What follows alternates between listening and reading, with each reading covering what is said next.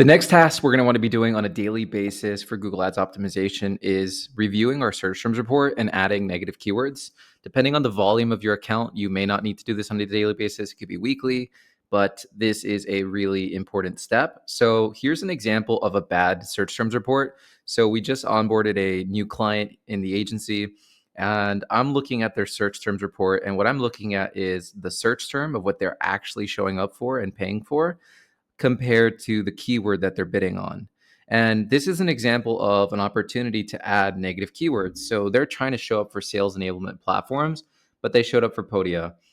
This is a perfect example: sales enablement, revenue enablement software, sales enablement tools. So what I'll do in this case is I know this client in this campaign, they want to show up for sales enablement related terms. So I like to sort by cost. And then based on cost, I'll also review conversions. If they have a large conversion volume, I'll usually just add a little filter of conversions less than 1.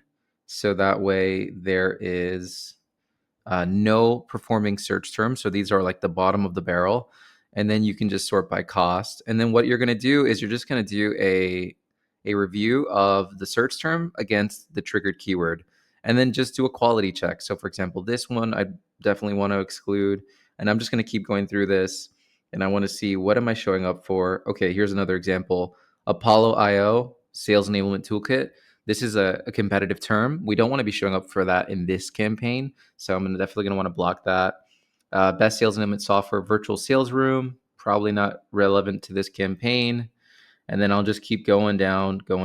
Sales enablement, Gartner Magic Quadrant sales enablement. We don't want to show up for that in this instance.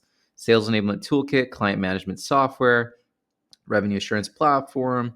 And we can just keep going down, right? So as you go through that process, you're going to click add as a negative keyword. And then what I recommend that you do is you add these to a negative keyword list.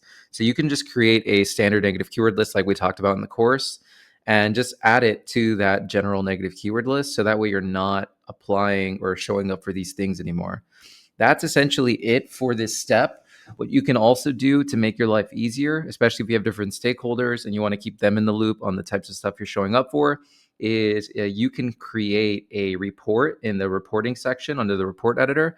Just create a search terms report and then have it scheduled to you on a daily or weekly basis, depending on your cadence.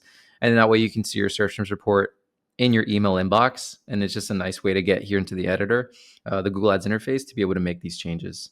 But that's it. Make sure you comb through your search terms, and you want it to be as close to perfect as possible, because at the end of the day, search terms are what you're paying for and keywords are only what you bid on.